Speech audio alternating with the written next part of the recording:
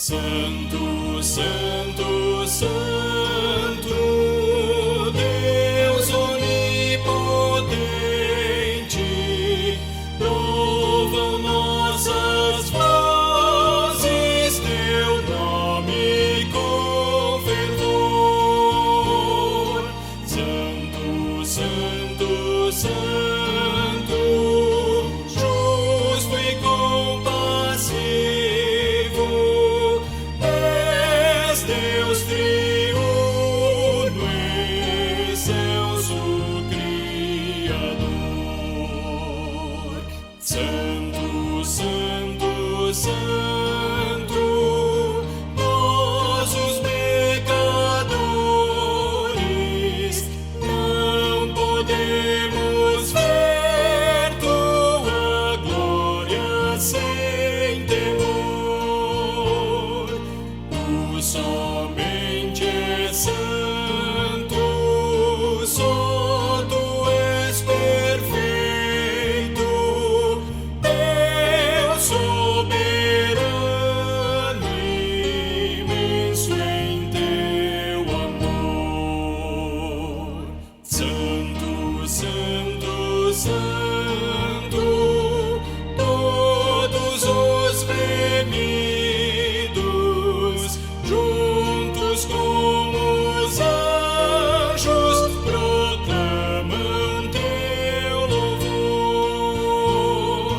Antes de formar-se o firmamente a terra, eras e sempre és e has de ser, Senhor.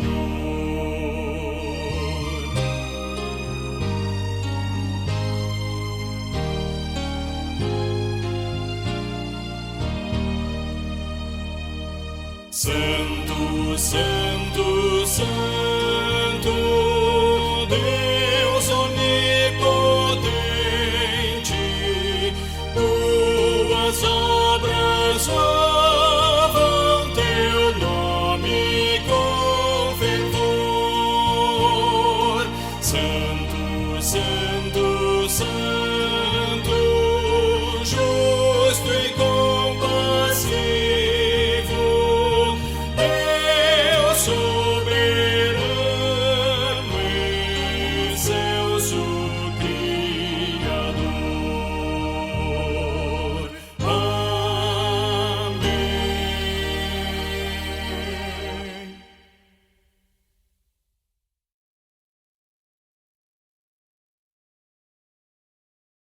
Boa noite, queridos irmãos. Que a graça e a paz do nosso Senhor Jesus Cristo seja com todos nós nessa noite de domingo, dia 16 de maio.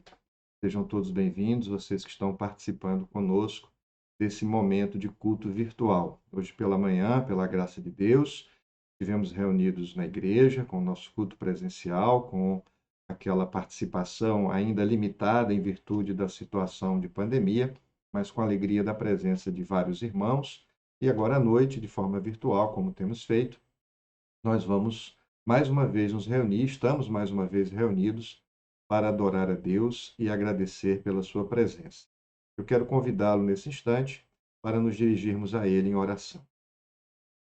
Ó Deus bondoso, Deus Pai, Deus Filho e Deus Espírito Santo, nós, o teu povo, nos reunimos aqui mais uma vez para agradecer as tuas bênçãos, para louvar o teu nome, para reconhecer a tua soberania sobre as nossas vidas, para ouvir a tua palavra e ter este momento de comunhão contigo e com os nossos irmãos. Pedimos que pela tua graça o Senhor perdoe os nossos pecados e pelo teu Espírito Santo o Senhor nos renove e nos dirija, para que este momento seja um momento de adoração, para que os nossos corações estejam na tua presença e para que a tua palavra fale ao nosso viver. Abençoa cada pessoa que participa deste momento de culto, visita cada família, cada lar, concedendo-nos direção, paz e discernimento, e que todas as coisas concorram para a tua glória. Nós assim oramos, em nome de Jesus. Amém. Eu quero convidá-los para a leitura do Salmo 125, que nos diz o seguinte: Salmo 125. Os que confiam no Senhor são como o monte Sião, que não se abala, mas continua firme para sempre. Como em volta de Jerusalém estão os montes, assim o Senhor está ao redor do seu povo, desde agora e para sempre. O cetro dos ímpios não permanecerá na terra dos justos, para que os justos não comecem a praticar a iniquidade. Faze o bem, Senhor, aos bons e aos retos de coração. Quanto aos que se desviam para caminhos tortuosos, o Senhor os levará juntamente com os malfeitores. Paz sobre Israel. Amém. Palavras do Salmo 125. E nós temos também, nesse momento, um cântico que o nosso grupo de louvor, no culto hoje pela manhã, gravou para que nós pudéssemos, com ele, também adorar a Deus nesse momento. Eu quero convidá-los a cantarem conosco este cântico, esta paz gravada pelo grupo de louvor.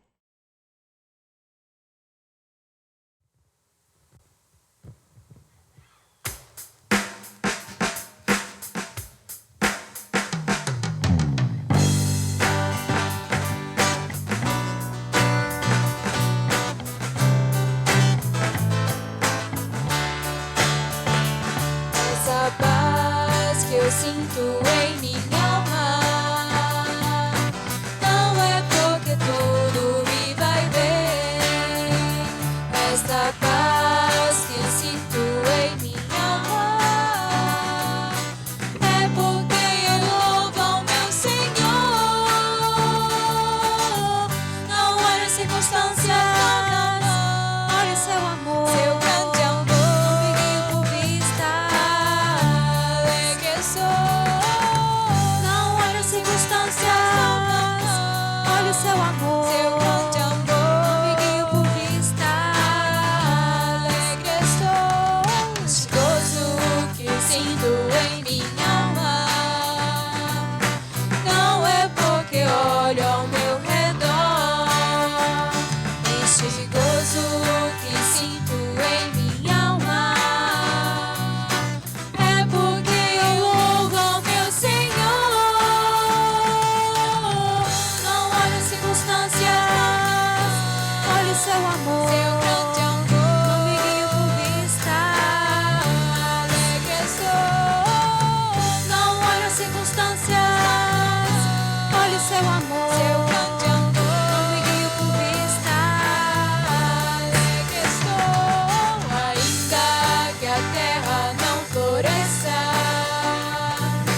e a vide não deu o seu fruto, ainda que os montes se lancem ao mar e a terra trema e de confiar, não olha as circunstâncias, olha o seu amor. Seu grande amor não me guia por vista. Alegre sou. Não olha as circunstâncias, olha o seu amor. Seu grande amor não me guia por vista. Alegre sou. Oh glória, aleluia. Aleluia, glória ao meu Senhor. Oh glória, aleluia. Aleluia, glória ao meu Senhor. Não olha as circunstâncias, olha o seu amor. Seu grande amor não me guia por vista. Alegre estou. Não olha as circunstâncias, olha o seu amor. Seu grande amor não me guia por vista. Alegre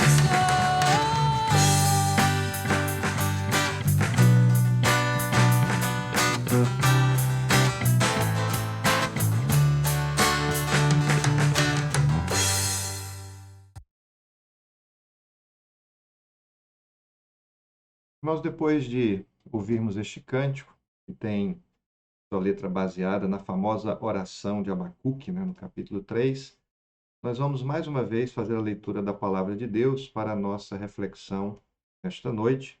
Eu quero convidá-los, então, para a leitura do Evangelho de João, no capítulo 14, versículos de 25 a 27. O Evangelho de João diz assim: Tenho dito isso enquanto ainda estou com vocês, mas o Consolador, o Espírito Santo, que o Pai enviará em meu nome, esse ensinará a vocês todas as coisas e fará com que se lembrem de tudo o que eu lhes disse. Deixo com vocês a paz. A minha paz lhes dou.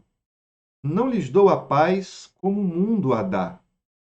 Que o coração de vocês não fique angustiado nem com medo. Amém. Queridos irmãos, sempre que nesses dias de pandemia nós recebemos a notícia de que uma pessoa próxima, um irmão da igreja, um familiar, um colega de escola ou de trabalho, sempre que nós recebemos a notícia de que uma pessoa assim contraiu a Covid, nós ficamos preocupados. Nós ficamos preocupados com a situação daquela pessoa. Graças a Deus, apesar da mortalidade que essa doença tem, infelizmente, produzido, a maior parte dos casos não evolui para casos graves, né? Felizmente, a maior parte dos casos não evolui para casos de morte ou para casos de gravidade mais intensa. Mas, como esses casos graves existem, são preocupantes e muitas vezes terminam em óbito, sempre então que nós ouvimos a notícia, fulano de tal ou fulana de tal está com Covid, nós nos preocupamos. E quando nós nos preocupamos e procuramos saber sobre a saúde dessa pessoa, desse familiar, dessa pessoa querida, e ela então está vivenciando essa enfermidade, mas nas suas formas mais leves, ela nos tranquiliza e diz assim: não se preocupe, são sintomas leves e já estão passando. Essas palavras ditas por essas pessoas, né, ou por alguém da família, ou por alguém que conhece essa pessoa também, nos dá essa informação, né? Olha, fulano está com Covid, mas os sintomas que ele tem são sintomas leves e ele já está passando pela fase mais crítica e está saindo bem. São palavras importantes de serem ouvidas porque elas têm uma capacidade enorme de nos confortar. E por que elas nos confortam? Exatamente porque nós sabemos que existe sempre a possibilidade de que essa doença evolua para formas mais graves e as pessoas possam sofrer consequências terríveis, inclusive a própria morte. Então, quando a gente sabe que uma pessoa que nós conhecemos tem essa enfermidade, mas que ela não progrediu para formas mais graves, que ela teve formas leves dessa enfermidade, o nosso coração fica muito tranquilo, fica muito tranquilizado. Nós agradecemos a Deus porque aquela pessoa foi poupada de alguma coisa mais séria. Palavras de conforto, palavras como essa, né, está tudo bem, não se preocupe, elas só fazem sentido na vida da gente em contextos em que o contrário é possível. Ou seja, quando alguém nos dá uma palavra de conforto dizendo está tudo bem, nada muito grave, isso só faz sentido para nós, isso só é confortador para nós quando nós sabemos que o contrário podia ser verdade, que poderia ser grave, que aquilo poderia produzir um efeito completamente diferente. Então, é como a mesma situação de uma pessoa que sofre um acidente de trânsito, alguém que nós conhecemos, e a gente procura saber como foi o acidente, e a pessoa diz: olha, apesar do susto, eu estou bem. Nós ficamos felizes com essa informação, confortados com essa informação, por quê? Porque nós sabemos que poderia ser uma coisa muito grave. Um acidente de trânsito poderia ter consequências muito trágicas. Mas quando a pessoa diz assim: olha, eu tive um susto, o acidente aconteceu, mas eu estou bem, as pessoas que estão comigo no carro, não aconteceu nada mais grave com ninguém, então nós sentimos que aquilo é reconfortante. Exatamente por quê? Porque poderia ser o contrário, porque poderia não ser assim. Eu estou trazendo essas ilustrações para a gente pensar, para a gente entender, para que nós possamos compreender melhor o peso das palavras de Jesus nesse texto que nós acabamos de ler. Se vocês prestaram atenção na leitura, né, o texto ele nos fala de paz. Jesus nos fala de paz. Ele diz assim: deixo com vocês a minha paz lhes dou. Não lhes dou a paz como o mundo a dá. Que o coração de vocês não fique angustiado nem com medo.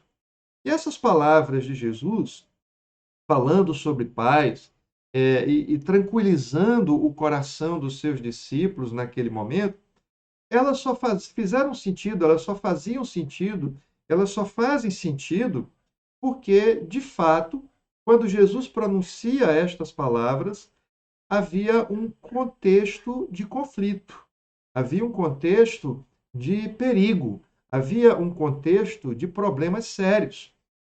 Quando alguém nos fala de paz, quando alguém nos fala de ansiedade, ou quando diz para nós não ficarmos ansiosos, ou não ficarmos temerosos, ou não ficarmos angustiados, para que nós tenhamos paz, se essa pessoa está nos dizendo isso de uma forma realmente sincera, não apenas da boca para fora, não apenas como uma expressão, como a gente diz bom dia, boa tarde para alguém, sem pensar muito no significado das palavras, mas quando alguém nos diz fique em paz, quando alguém diz tenham sossego, não fiquem angustiados, quando alguém nos diz isso só faz sentido quando nós estamos vivenciando um contexto em que a paz é difícil, em que não se sentir angustiado é difícil, em que não se sentir ansioso é complicado. Ninguém coloca um aviso, né, de chão molhado se o chão estiver seco. Não faz sentido. Então, ninguém fala de paz, ninguém fala de tranquilidade, ninguém nos exorta à tranquilidade e à segurança se não existir um contexto que permita que o contrário exista, que permita a insegurança, que permita a ansiedade, que permita o conflito. E é exatamente o contexto de Jesus nesse momento. O capítulo 14 faz parte de uma série de discursos de Jesus, começados ali no capítulo 13, 14, 15 e 16. Esses 4 capítulos fazem parte de uma série de discursos de Jesus que aconteceram no contexto da sua última refeição, da sua última ceia com os discípulos. No capítulo 13, nós temos a narração do lava-pés, que no Evangelho de João acontece exatamente na mesma ocasião em que nos outros evangelhos se fala da celebração da última Páscoa, da última ceia com o Senhor. E depois disso, Jesus faz uma série de discursos aos seus discípulos que são imediatamente anteriores à sua prisão e, consequentemente, ao seu julgamento, posterior crucificação. Então, é naquela quinta-feira crítica da vida de Jesus, é naquela quinta-feira aflitiva na vida de Jesus. Ele está prestes a enfrentar a ira das autoridades religiosas de Jerusalém, está prestes a enfrentar a ira do Império Romano na pessoa de Pôncio Pilatos, está prestes a enfrentar uma prisão injusta, enfrentar a tortura, enfrentar um julgamento completamente sem nenhuma justiça e, finalmente, enfrentar a terrível morte de cruz. Então, era um momento decisivo, era um momento crucial da vida do Senhor, era a batalha mais terrível que ele teria de lutar na sua vida, no seu ministério terreno. E esse momento crítico para Jesus, extremamente crítico para Jesus, era também um momento crítico para os seus discípulos. Esses discípulos que ele discipulou, que ele ensinou ao longo dos últimos anos, eles estavam agora prestes também a vivenciar um momento muito difícil, não só pelo sofrimento que eles iam ver no Senhor, não só pela empatia para com a dor, para com o sofrimento e a injustiça que o mestre daqui a pouco iria sofrer, mas pela própria situação que eles estariam. Eles se veriam, como o próprio Jesus vai dizer no capítulo 16, passando por muitas aflições. Vocês vão passar por muitas aflições. Por quê? Porque aqueles que perseguiram o Senhor, aqueles que vão julgar injustamente o Senhor, que vão maltratar o Senhor, que vão crucificar o Senhor, logo em seguida vão se voltar contra os discípulos do Senhor. Como o próprio Jesus diz, se perseguiram o mestre, por que que não vão perseguir os seus servos? Por que não vão perseguir os seus discípulos? Então, o destino de Jesus, a sua crucificação, também deveria ou poderia ser o destino dos seus discípulos. Eles não estariam seguros nesse sentido de não passar pelas coisas que Jesus passou. Pelo contrário, Jesus os advertiu mais de uma vez que havia uma cruz no fim do caminho deles.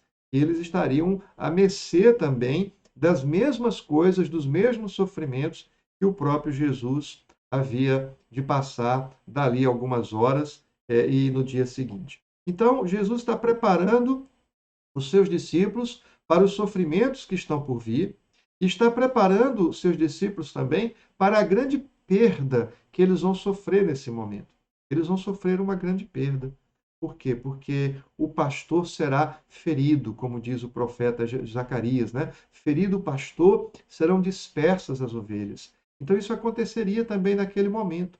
Quando Jesus fosse fisicamente retirado do meio deles, eles ficariam perdidos, sem saber o que fazer, como se comportar, a quem recorrer. E essa pessoa, essa presença de Jesus, era uma presença que dava segurança para eles. Afinal de contas, Jesus estava com eles todos os dias.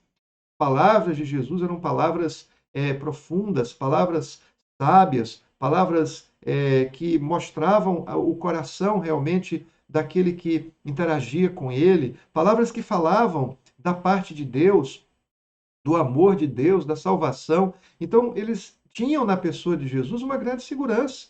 Eles estavam ao lado de Jesus. Eles estavam ao lado daquele que é o Senhor do céu e da terra. Então, enquanto Jesus estava presente ali, fisicamente entre eles, que eles podiam ouvir a voz de Jesus, interagir com Jesus em todas as coisas, sentar à mesa para se alimentar com Jesus. Então, enquanto esse tempo durou, eles podiam se sentir seguros.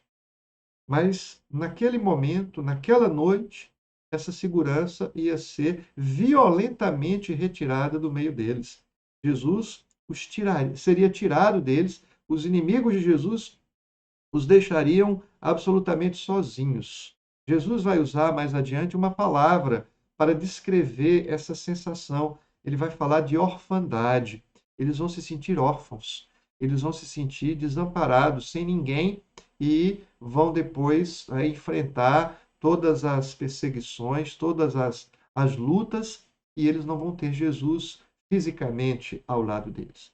Então é um momento muito difícil. Jesus está preparando esses discípulos para um momento muito difícil, e todos nós sabemos que, por mais que alguém nos fale como vai ser uma certa situação difícil, nós nunca vamos saber realmente como ela é até o momento que ela chegue, né? Então, por mais que alguém nos faça advertências, por mais que alguém nos oriente sobre certas circunstâncias, nós nunca realmente sabemos como aquilo vai ser, como vai ser aquele sofrimento, qual o tamanho daquele problema, até o momento exato em que nós estamos vivenciando aquele problema, vivenciando aquela crise, vivenciando aquela situação difícil. Então, apesar de todas essas palavras de Jesus, e apesar das advertências que o Senhor está fazendo já há algum tempo, né, não só nesse texto, mas já há algum tempo, os discípulos certamente ficariam desorientados, porque a situação provavelmente seria maior do que aquela que eles estavam imaginando.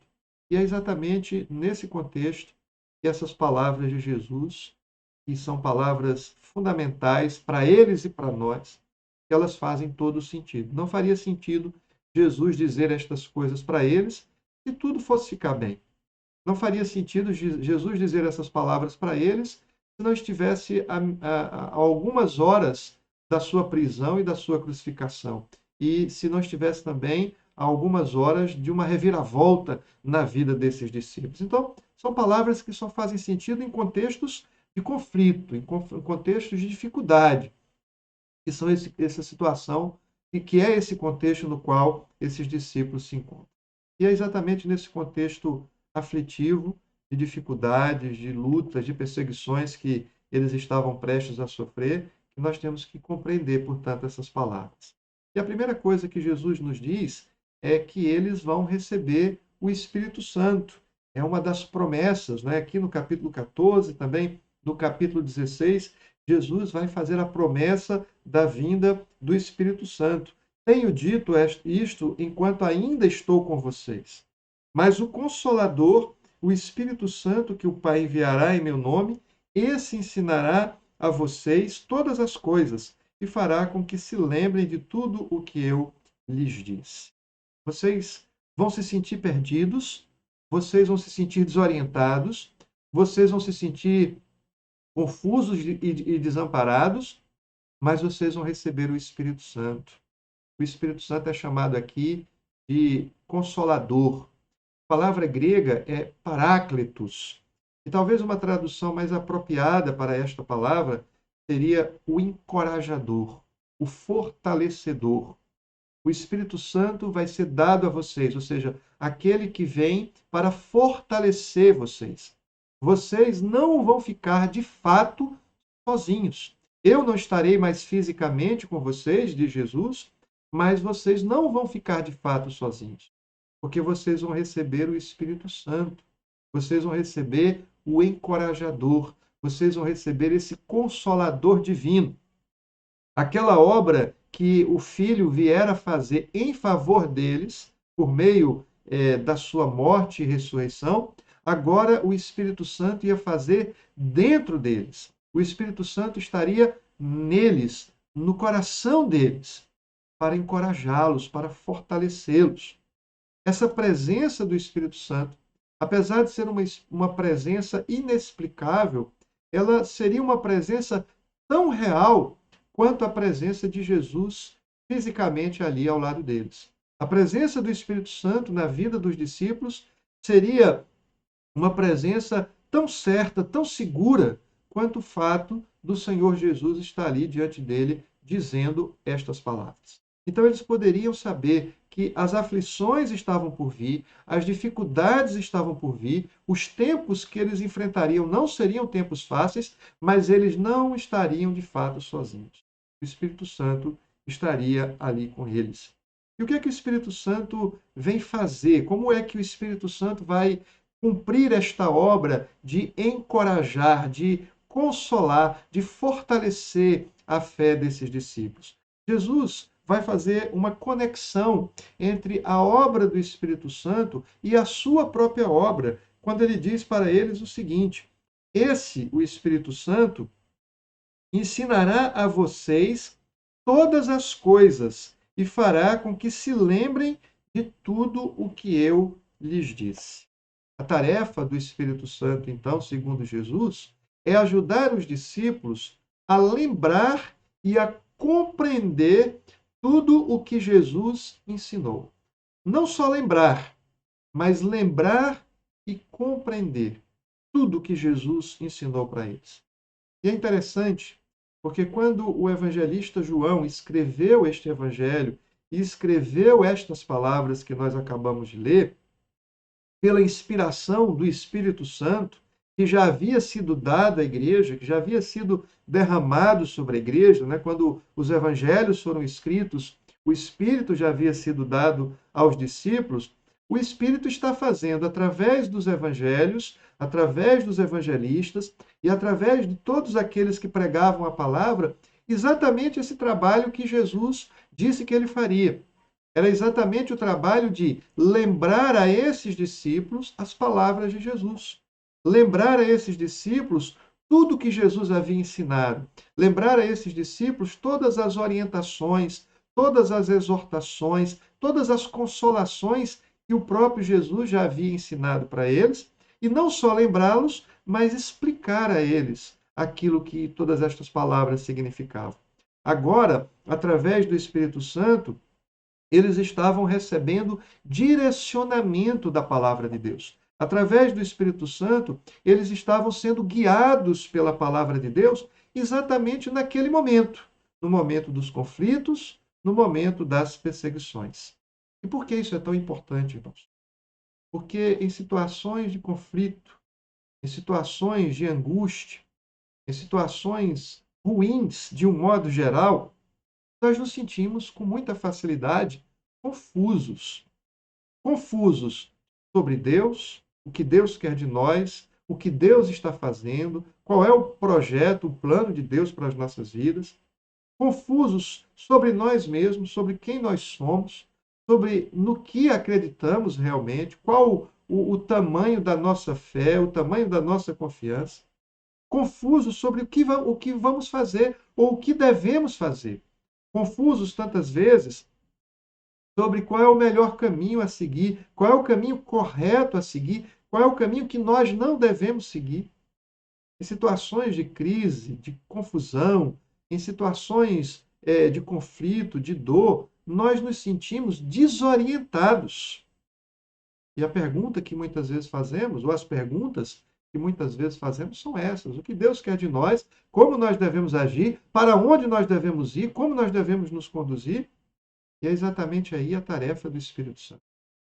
O Espírito Santo vem para nos ajudar a recuperar a nossa memória, a memória das palavras de Jesus, a memória dos ensinamentos de Jesus e também a interpretar essa memória, a interpretar essas palavras para tentar compreender o que é que essas palavras têm para nos dizer hoje, nesta situação em que nós estamos vivendo. Porque tempos de conflito, tempos de dificuldade, tempos de pandemia como esse que nós estamos vivendo, são tempos em que nós precisamos ainda mais dessa direção e desse ensinamento de Jesus. O Espírito Santo, então, faz esse trabalho. É interessante lembrar que o Espírito não trabalha sem a palavra. Ele não trabalha sem agir e sem aplicar em nós a palavra de Deus. Assim como a palavra de Deus, ela não faz sentido, ela não se torna compreensível para nós sem a ação do Espírito. O trabalho do Espírito Santo, portanto, é nos esclarecer a palavra, é abrir os nossos ouvidos para a palavra, é abrir os nossos olhos para a palavra. O papel do Espírito Santo é como quem acende uma lâmpada num lugar escuro, iluminando todas as coisas, abrindo o nosso olhar para enxergar o que Deus quer. Em uma palavra, o Espírito Santo nos dá discernimento à luz da palavra de Deus. Então é inseparável, nós não podemos separar a palavra do Espírito e o Espírito da palavra, porque é por meio do Espírito, é obra do Espírito, nos dá a compreender as palavras de Cristo e o que Jesus quer de nós em tempos como esse que nós estamos vivendo. Como cristãos, esse é um tempo também crítico para nós. É também um tempo difícil para nós. É também um tempo de muitos questionamentos. É também um tempo de muitas dúvidas. É também um tempo de muitas ansiedades. Por isso, o Espírito Santo, pela graça de Deus, habita no meio do seu povo. E por isso, o Espírito Santo, pela graça de Deus, habita os nossos corações. E é Ele quem nos dá ouvidos para ouvir, olhos para ver, e nos dá entendimento para compreender o que Deus quer de nós. Ele que nos dá esse discernimento para que nós possamos saber o que estamos passando, por que estamos passando e, principalmente, para que nós saibamos o que fazer nesse momento em que precisamos manter com firmeza a nossa fé, a nossa esperança e o nosso amor. Também é importante lembrar as palavras de Jesus sobre a paz. É nesse sentido, especificamente, que as palavras de Jesus sobre a paz fazem todo o sentido. Porque nós podemos inferir pelo texto que essa paz também é obra do Espírito. Aliás, o apóstolo Paulo, escrevendo aos Gálatas, ele diz que a paz é um dos frutos do Espírito. Então, se nós estamos falando da paz que o Espírito concede, faz todo sentido quando Jesus diz que essa não é uma paz dada pelo mundo. Ela não é uma paz produzida pelo mundo. Não é como a famosa paz romana, a paz do Império Romano, que era uma paz concedida como fruto da repressão e da violência do Império. Era a paz das armas. Não, não é essa paz de Cristo. Também não é a paz da sociedade de consumo que nós vivemos. Porque na sociedade de consumo, as pessoas acreditam, elas são levadas a acreditar que se elas possuírem certas coisas, se elas consumirem certas coisas, elas vão ter tranquilidade, elas vão ter paz. E elas buscam consumir, possuir as coisas, como se isso pudesse dar a elas alguma segurança. Isso é uma falsa paz também, tão falsa como a paz romana. Ou como alguns mais radicalmente vão buscar a paz dos entorpecentes, das drogas, da bebida ou de qualquer outra coisa que nos aliene. Não, a paz de Jesus não é nada disso, porque ela não é a paz do mundo. Ela não procede do mundo, ela não procede dos artifícios do mundo, nem dos enganos do mundo. Ela procede de Cristo. E nós podemos dizer, procede do Espírito Santo, que aplica em nossos corações a obra de Cristo e realiza em nós aquilo que Cristo prometeu. E é por isso que a paz é um dom.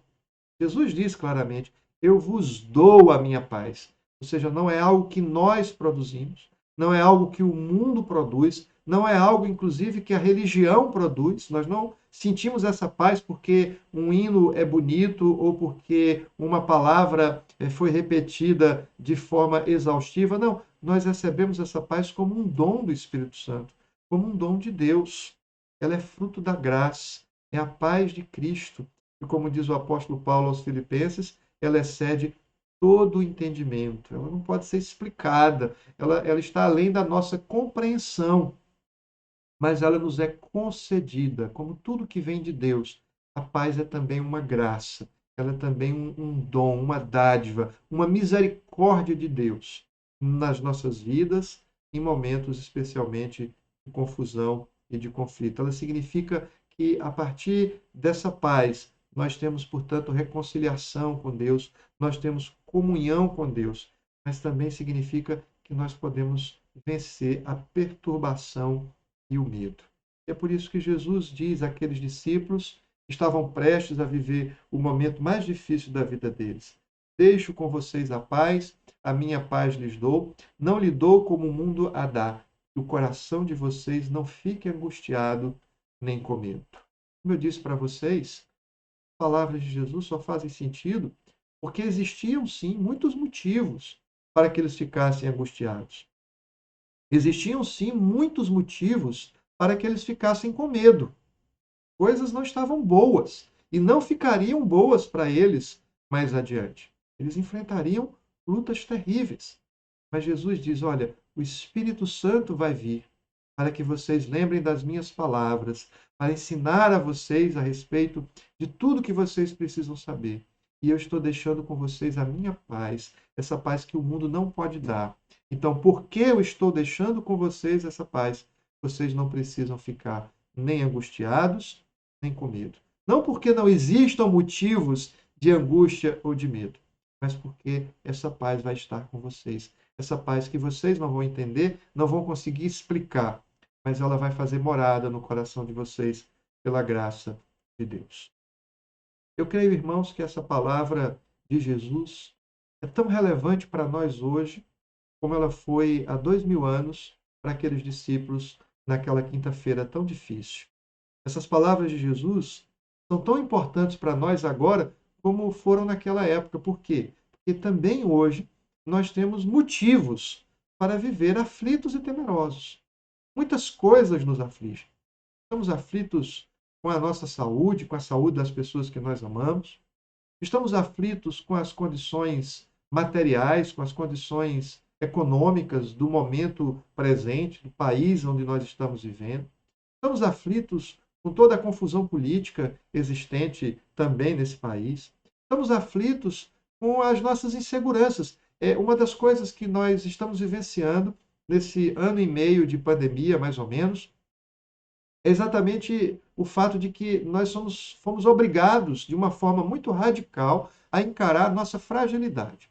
Se alguém ainda tinha alguma ilusão de autossuficiência, perdeu essa ilusão. Eu duvido que alguém ainda tenha essa ilusão depois de tanto tempo, porque fica muito claro como nós somos frágeis, o quanto nós podemos ser consumidos por algo infinitamente menor que nós. Do ponto de vista material, nós podemos nos desfazer com muita facilidade. A nossa fragilidade foi escancarada, a nossa fragilidade foi exposta. Isso tende a aumentar a nossa insegurança, obviamente. Tende a aumentar o nosso medo, obviamente. Tende a nos deixar muito mais inseguros diante de tudo que está acontecendo, diante da vida de um modo geral. Mas é exatamente nesse momento E Jesus está nos lembrando, o Evangelho está nos lembrando, o Espírito Santo está nos lembrando todas estas coisas. Nós não estamos de fato sozinhos. O Consolador está conosco. O Encorajador está conosco. E ele está nos ajudando a lembrar as palavras de Jesus. Palavras de vida, palavras de salvação, palavras de encorajamento, palavras de paz necessárias e que são muito mais do que palavras. E as palavras de Cristo são palavras capazes de produzir aquilo que elas prometem. Quando eu ou você usamos as nossas palavras elas não têm a potência, o poder de criar as coisas como a palavra de Deus. Nós falamos, mas a nossa palavra ela pode ou não produzir algum efeito. Mas as palavras de Deus, palavras de Cristo, essas são sempre palavras efetivas, são sempre palavras criadoras, são sempre palavras transformadoras. Por isso, quando o Senhor Jesus diz, eu vos dou a minha paz, essa paz de fato se realiza. E ela se realiza incompreensivelmente. Ela se realiza de maneira extraordinária, mas de maneira absolutamente necessária para nós que vivemos tempos de aflição, tempos de medo. Por isso, irmãos, queremos terminar essa nossa reflexão dizendo, apesar das aflições, apesar dos medos, apesar da ansiedade, que a paz de Cristo esteja conosco. Que a paz de Cristo esteja contigo. Que a paz de Cristo esteja com a sua família. Que a paz de Cristo esteja com o seu trabalho. Que a paz de Cristo esteja no seu lar. Que a paz de Cristo esteja com a sua igreja, com todos nós. Amém. Que Deus nos abençoe e que essa paz reine de fato no nosso coração. Amém. Antes de encerrar o nosso momento de culto, nós queremos lembrar os nossos aniversariantes da semana. Foram lembrados durante o culto matutino. Nós queremos relembrá-los. O André, que está aniversariando no dia de hoje. Mais uma vez, nossos parabéns para o nosso querido diácono André. Também parabenizamos a pequena Camila, né? Filha da Lídia e do Mateus. Deus abençoe a vida dela, que ela cresça sempre na presença de Deus. Também o Marquinhos Rodrigues, que Deus o abençoe. Ele aniversaria amanhã, dia 17. Também no dia 17, a Milena, que Deus o abençoe. E dê muitos anos de vida para a Milena. No dia 21, aniversário da Lídia. Parabenizamos a Lídia, que Deus a abençoe, na próxima sexta-feira. E é também o aniversário da Rosimar, minha esposa. Fico muito feliz em poder agradecer a Deus também por mais um ano de vida da Rosimar. Além desses irmãos que estão aniversariando essa semana, nós também comemoramos essa semana mais um aniversário de casamento dos nossos queridos Walter e Cláudia. Então, parabéns ao Valtinho, à Claudinha, pelos seus 26 anos de casados. Que Deus continue abençoando a vida desse casal tão querido por todos nós. Deus abençoe a vida deles.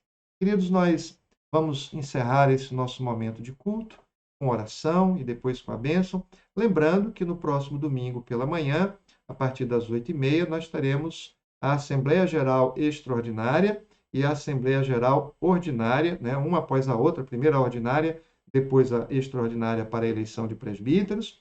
As informações serão postadas ou já foram postadas no grupo da igreja, com todos os esclarecimentos. Nesse domingo pela manhã, então, não haverá culto presencial, nem transmissão, e a Assembleia deverá ser frequentada somente pelos membros comungantes da igreja. Em virtude das restrições de espaço, nós vamos abrir inscrição somente para os membros comungantes participarem da Assembleia. Então, que Deus abençoe, também nos dê uma boa Assembleia nesse dia. Vamos orar? Deus bondoso, mais uma vez, nós agradecemos a oportunidade de estarmos juntos e pedimos a direção do Teu Santo Espírito sobre as nossas vidas. Que o Senhor nos dê essa paz que excede todo entendimento, e que em meio às aflições, às lutas, aos temores dessa vida, nós saibamos sempre, o Senhor está conosco e, portanto, a Tua paz estará sempre conosco. Consola todos os corações aflitos, concede descanso, paz e tranquilidade a todos aqueles que estão temerosos, e que, ó Deus, pela tua graça, possamos viver nesta paz na tua presença. Nos abençoe em tudo, em nome de Jesus. Amém. E, portanto, que a graça do nosso Senhor e Salvador Jesus Cristo, o amor de Deus, o nosso Pai Celeste, e a comunhão do Espírito Santo seja sobre nós e sobre toda a Igreja de Cristo, hoje e para sempre. Amém. Que Deus nos abençoe e até terça-feira, se Ele assim nos permitir. Até lá.